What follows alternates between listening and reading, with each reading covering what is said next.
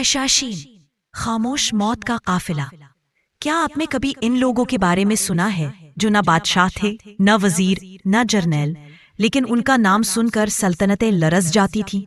وہ نہ فوج رکھتے تھے، نہ توپ، نہ لشکر، لیکن ان کی خاموشی دشمن کی چیخوں سے زیادہ خوفناک تھی۔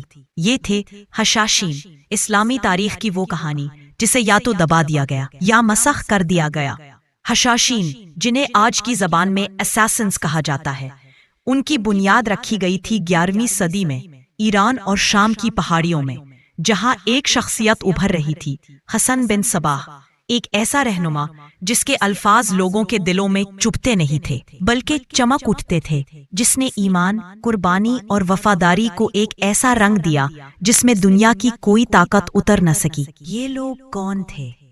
یہ عام لوگ تھے جو دن کو مزدور، کسان، تاجر یا طالب علم دکھائی دیتے، لیکن رات کو وہ خاموش موت بن جاتے۔ یہ دشمن کے قلعے میں داخل ہو جاتے، اس کے ساتھ کھانا کھاتے، نماز پڑھتے، سلام کرتے، اور جب وقت آتا ایک خنجر نکالتے، دل میں اتارتے، اور سب ختم۔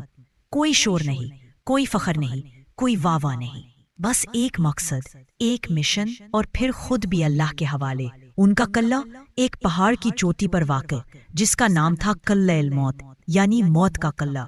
وہاں صرف وہی داخل ہو سکتا تھا جو جانتا ہو کہ واپسی ممکن نہیں۔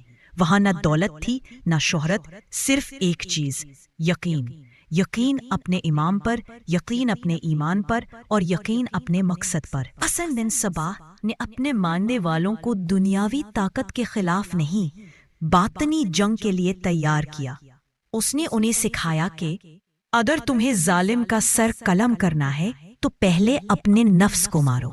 ان کے مشن کا ہدف کون تھا؟ وہ جو اسلام کو توڑنے کی سازش کر رہے تھے، جو مسلمانوں کو بانٹ رہے تھے، جو باطل کے ایجنڈے پر چل رہے تھے۔ ان کے ہاتھوں مارے گئے صرف دشمن نہیں تھے، بلکہ وہ ہر وہ شخص تھا جس نے امت کے دل میں زہر گھولنے کی کوشش کی۔ تاریخ بتاتی ہے کہ حشاشین نے نہ صرف صلیبی جرنیلوں کو ختم کیا، بلکہ مسلم دنیا کے ان بادشاہوں کو بھی نشانہ بنایا جو اسلام کے نام پر ظلم کر رہے تھے۔ دنیا نے انہیں کیا کہا؟